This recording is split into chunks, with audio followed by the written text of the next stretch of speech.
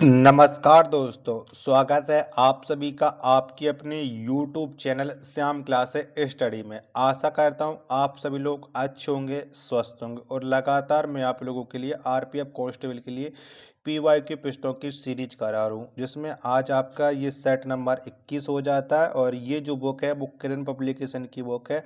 और आज का जो अपना पेपर है वो पेपर है 4 फरवरी 2019 की प्रथम पाली का। तो आज के इस पेपर को आप शुरू से लेकर के एंड तक फॉलो वॉच करते रहिएगा।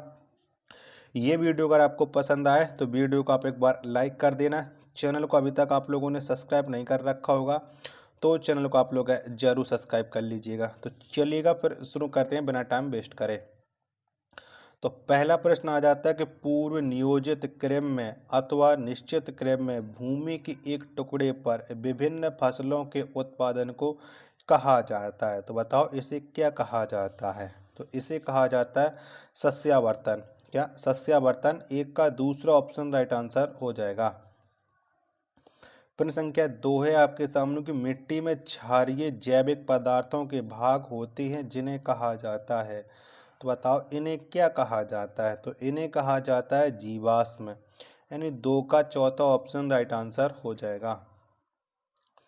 प्रश्न संख्या 3 आ जाता है कि भारतीय अर्थव्यवस्था पर सांख्यिकी की पुस्तिका को कौन प्रकाशित करता है। तो बताओ किसके द्वारा ये पुस्तकें प्रकाशित की जाती है। 3 का राइट आंसर क्या हो जाएगा। तो इसे प्रकाशित किया जाता है भारतीय रिजर्व बैंक के द्वारा। ऑप्शन संख्या 4 इसका करेक्ट आंसर हो जाएगा। प्रश्न संख्या 4 है 1947 में गठित प्रारूप समिति के अध्यक्ष निम्नलिखित में से कौन थे। तो बताओ कौन थे। तो प्रारूप समिति के जो अध्यक्ष थे वो थे डॉक्टर वी आर अम्बेडकर। 4 का दूसरा ऑप्शन राइट आंसर हो जाएगा। प्रश्न संख्या 5 है कि तांडव नृत्य मुद्रा में प्रसिद्ध नटराज की मूर्ति निम्नलिखित में से किस काल की है। तो बताइए मूर्ति किस काल की है। 5 का राइट आंसर आपको बताना है। तो ये मूर्ति हो जाती है चोल काल की। पहला ऑप्शन राइट आंसर हो जाएगा। प्रश्न संख्या 6 है आपके सामने की प्रधानमंत्री उज्ज्वला योजना डॉट डॉट से संबंधित है। तो बताओ किससे संबंध रखती है प्रधानमंत्री उज्ज्वला योजना। 6 के 4 ऑप्शन आपकी स्क्रीन पर शो है। तो इसका संबंध है बीपीएल महिलाओं को रसोई गैस कनेक्शन से। पहला ऑप्शन राइट आंसर हो जाएगा। प्रश्न संख्या 7 आ जाता है कि दादा भाई नौरोजी ने ईस्ट इंडिया एसोसिएशन की स्थापना कहाँ की थी। तो बताओ कहाँ पर की थी।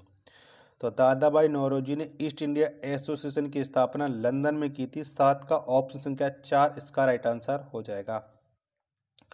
चलिएगा अगला प्रश्न आ जाता है आपके सामने। प्रश्न संख्या 8 है कि कोयलाडी एक डॉट डॉट है। तो बताओ कोयलाडी किसका मिश्रण है।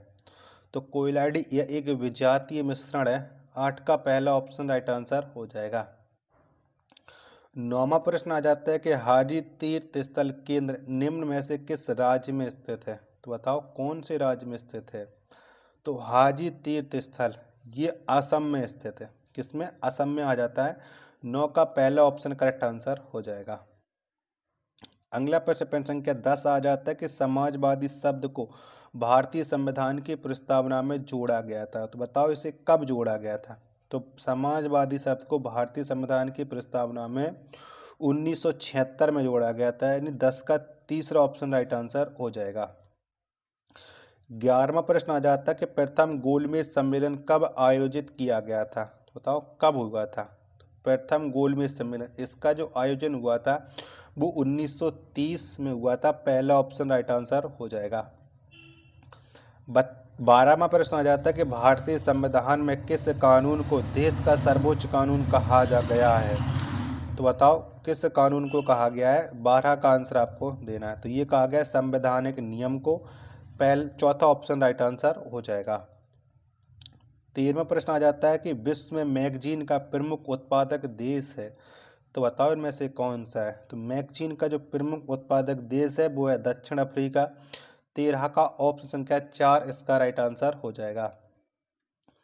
प्रश्न संख्या 14 आपके सामने की गोइटर के उपचार में किसका उपयोग किया जाता है। तो बताओ किसका उपयोग करते हैं गोइटर के उपचार में। तो ये किया जाता है आयोडीन का आइसोटोप। यानी 14 का चौथा ऑप्शन राइट आंसर हो जाएगा। प्रश्न संख्या 15 आपके सामने कि 1931 में द्वितीय गोलमेज सम्मेलन कहाँ आयोजित किया गया था। तो बताओ कहाँ पर हुआ था। तो द्वितीय गोलमेज सम्मेलन, इसका जो आयोजन है वो लंदन में किया था और इसी गोलमेज सम्मेलन में गांधी जी ने भाग लिया था। 15 का चौथा ऑप्शन राइट आंसर हो जाएगा। आशा करता हूँ वीडियो पसंद आ रही हो तो प्लीज़ वीडियो को लाइक ज़रूर कर देना और चैनल को सब्सक्राइब नहीं कर रखे होगे तो ज़रूर कर लेना। 16वां प्रश्न आ जाता है कि भारत के राष्ट्रपति का कार्यकाल होता है, तो बताओ कितना होता है। तो भारत के राष्ट्रपति का जो कार्यकाल है वो 5 वर्ष का होता है। 16 का तीसरा ऑप्शन राइट आंसर हो जाएगा।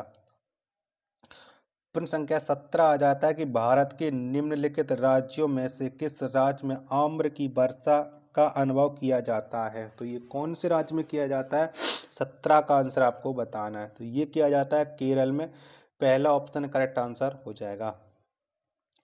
18वां प्रश्न है, किसने प्रस्तावना को संविधान का सार कहा है। तो बताओ किसने कहा है। तो प्रस्तावना को संविधान का सार ये कहा है सर अर्नेस्ट वारकर ने, यानी 18 का पहला ऑप्शन राइट आंसर हो जाएगा। 19वां प्रश्न आ जाता है कि निम्नलिखित में से कौन सी एक निजी स्वामित्व वाली कंपनी है। तो बताओ कौन सी है। तो जो निजी स्वामित्व वाली कंपनी है वो टाटा स्टील लिमिटेड है। 19 का चौथा ऑप्शन राइट आंसर हो जाएगा। 20वां प्रश्न आ जाता है कि निम्नलिखित में से कौन सा मृदा आर्द्रता अनावृष्टि के रूप में भी जाना जाता है। तो किसे जाना जाता है, 20 का आंसर आपको बताना है। तो ये जाना जाता है कृषि अनावृष्टि को, पहला ऑप्शन राइट आंसर हो जाएगा। अगला प्रश्न संख्या 21 है कि हरिजन पत्रिका का प्रकाशन किसने किया था। तो बताओ ये पत्रिका का प्रकाशन किसके द्वारा किया गया था। तो हरिजन पत्रिका का प्रकाशन महात्मा गांधी ने किया था। 21 का पहला ऑप्शन करेक्ट आंसर हो जाएगा। 22वां प्रश्न आ जाता है कि पावर का एसआई मात्रक है। तो बताओ कौन सा है। तो पावर का जो एसआई मात्रक है वो है वाट। 22 का पहला ऑप्शन राइट आंसर हो जाएगा। प्रश्न संख्या 23 है कि भारतीय संविधान के निम्नलिखित में से किस अनुच्छेद में स्वतंत्रता के अधिकार के प्रावधान है। तो बताइए कौन से अनुच्छेद के अंतर्गत आते हैं। 23 का आंसर आपको बताना है। चारों ऑप्शन 23 के आपकी स्क्रीन पर हैं, वो शो हो रहा है। तो 23 का जितने लोग बता रहे हैं अनुच्छेद 19 से 22, चौथा ऑप्शन राइट आंसर है हो जाएगा। प्रश्न संख्या 24 से आपके सामने कि हड़प्पा सिंधु घाटी सभ्यता का एक महत्वपूर्ण स्थान किस नदी के किनारे स्थित है। तो बताओ हड़प्पा ये कौन सी नदी के तट पर स्थित है। तो ये पड़ता है रावी नदी के तट पर। 24 का तीसरा ऑप्शन राइट आंसर हो जाएगा। प्रश्न संख्या 25 है कि नवंबर 1946 में इस योजना के तहत संविधान सभा का गठन किया गया था। तो कौन सी योजना के तहत हुआ था संविधान सभा का गठन। 25 का आंसर आपको देना है।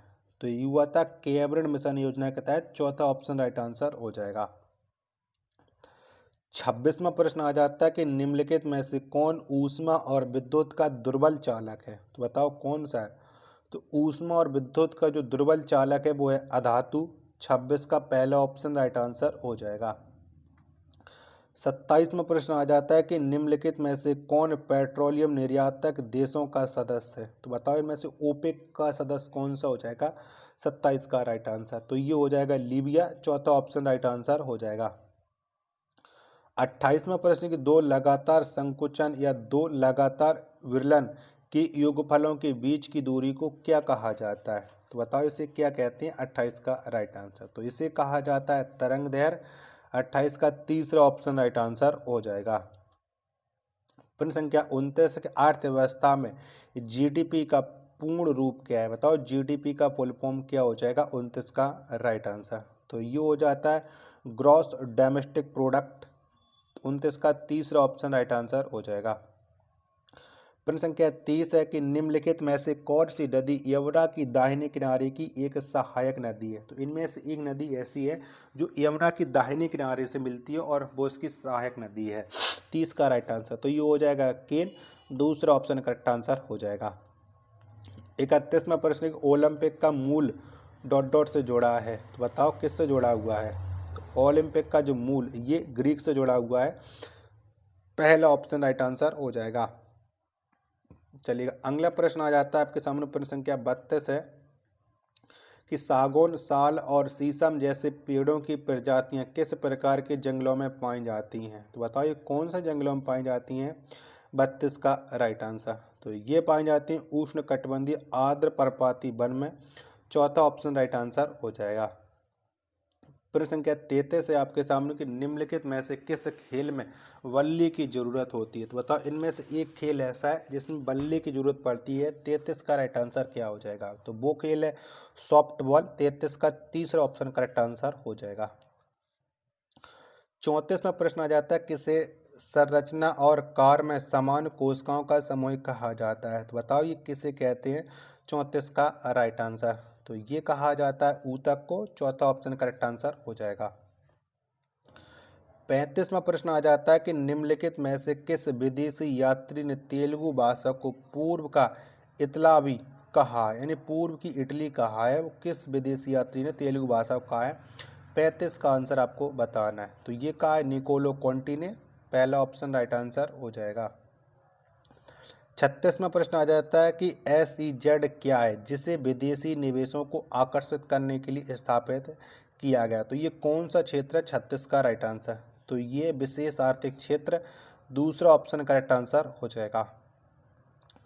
प्रश्न संख्या 37 है आपके सामने कि जब कोई वस्तु समान गति से वृत्ताकार पथ में गमन होती है तो उसकी गति कहलाती है। तो बताओ उसकी गति क्या कहलाती है? तो ये कहलाती एक समान वृत्तीय गति। 37 का पहला ऑप्शन राइट आंसर हो जाएगा। 38वां प्रश्न आ जाता है कि डॉक्टर सलीम अली पक्षी अभ्यारण्य डॉट डॉट राज्य में स्थित है। तो बताओ ये कौन से राज्य में स्थित है? तो डॉक्टर सलीम अली जो पक्षी अभ्यारण्य है ये पड़ता है गोवा में। 38 का तीसरा ऑप्शन राइट आंसर हो जाएगा। अगला प्रश्न संख्या 39 है कि वर्ष 1943 में किस जिले में समांतर सरकार की स्थापना की गई थी। तो कौन से जिले में हुई थी? 39 का आंसर आपको बताना है। 39 के चारों ऑप्शन आपकी स्क्रीन पर शो हो रहा है। तो समांतर सरकार की स्थापना ये सतारा महाराष्ट्र में हुई थी। पहला ऑप्शन राइट आंसर हो जाएगा। 40वां प्रश्न है कि क्षेत्रफल की दृष्टि से उत्तरी अमेरिका का सबसे बड़ा देश कौन सा है? तो बताओ कौन सा है? तो क्षेत्रफल की दृष्टि से सबसे बड़ा देश है वो है कनाडा। 40 का दूसरा ऑप्शन राइट आंसर हो जाएगा। आशा करता हूँ कि आपको ये वीडियो जरूर पसंद आ रही होगी। तो प्लीज़ वीडियो को लाइक करें। चैनल को अभी तक आप लोगों ने सब्सक्राइब नहीं कर रखा होगा, चैनल को आप लोग जरूर सब्सक्राइब कर लेना। चलिएगा 41वां प्रश्न आ जाता है कि लेग बिफोर विकेट शब्द डॉट डॉट से जुड़ा है। तो बताओ ये किससे जुड़ा हुआ है? लेग बिफोर विकेट तो ये जुड़ा हुआ है क्रिकेट से। 41 का चौथा ऑप्शन राइट आंसर हो जाएगा। 42वां प्रश्न आ जाता है कबड्डी का उद्गम स्थान है। तो बताओ कबड्डी का उद्गम कहाँ से हुआ है, कौन से देश से हुआ है? 42 का राइट आंसर तो ये हुआ है भारत से। चौथा ऑप्शन करेक्ट आंसर हो जाएगा 42 का। अगला प्रश्न आ जाता है प्रश्न संख्या 43 है भारत की संविधान सभा ने राष्ट्रीय ध्वज को डॉट डॉट को अपनाया। तो बताओ कब अपनाया था? संविधान सभा ने राष्ट्रीय ध्वज को। 43 का राइट आंसर तो ये अपनाया था 22 जुलाई 1947 को। चौथा ऑप्शन करेक्ट आंसर हो जाएगा 43 का। प्रश्न संख्या 44 है आपके सामने कि 1912 में डॉट डॉट पहली बार ओलंपिक खेलों में तैराकी में भाग लिया। तो किसने लिया था 1912 में? तो महिलाओं ने पहली बार भाग लिया था। 44 का चौथा ऑप्शन करेक्ट आंसर हो जाएगा। 45वां प्रश्न स्वतंत्र भारत के पहले राष्ट्रपति कौन थे? तो बताओ कौन थे? तो स्वतंत्र भारत के पहले राष्ट्रपति ये थे डॉक्टर राजेंद्र प्रसाद। 45 का पहला ऑप्शन करेक्ट आंसर हो जाएगा। 46वां प्रश्न आ जाता है किस गुफा में रावण को कैलाश पर्वत हिलाते हुए दर्शाया गया। तो ये कौन सी गुफा में है? 46 का राइट आंसर तो ये एलोरा गुफा में दर्शाया गया है। चौथा ऑप्शन करेक्ट आंसर हो जाएगा। 47वां प्रश्न की देवधर ट्रॉफी निम्नलिखित में से किस प्रतिस्पर्धा से संबंधित है? तो बताओ किससे जुड़ी हुई है ये देवधर ट्रॉफी? 47 का राइट आंसर तो ये जुड़ी है क्रिकेट से। चौथा ऑप्शन करेक्ट आंसर हो जाएगा।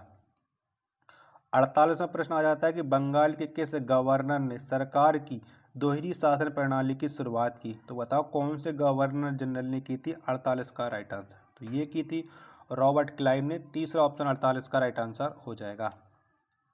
चलिए अगला प्रश्न संख्या 49 है कि निम्नलिखित में से कौन सा उत्तरी अटलांटिक महासागर में एक महासागरीय धारा है?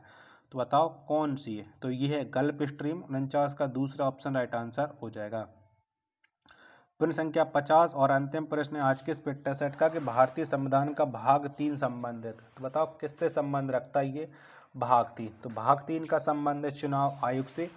50 का नहीं, भाग 3 का संबंध है मौलिक अधिकार से, यानी 50 का पहला ऑप्शन राइट आंसर हो जाएगा।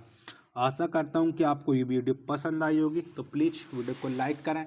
चैनल को अभी तक आप लोगों ने सब्सक्राइब नहीं कर रखा होगा तो चैनल को आप लोग ज़रूर सब्सक्राइब कर लेना। मिलते पर अपने एक और next video next practice set के साथ, तब तक के लिए धन्यवाद। जय हिंद, वंदे मातरम।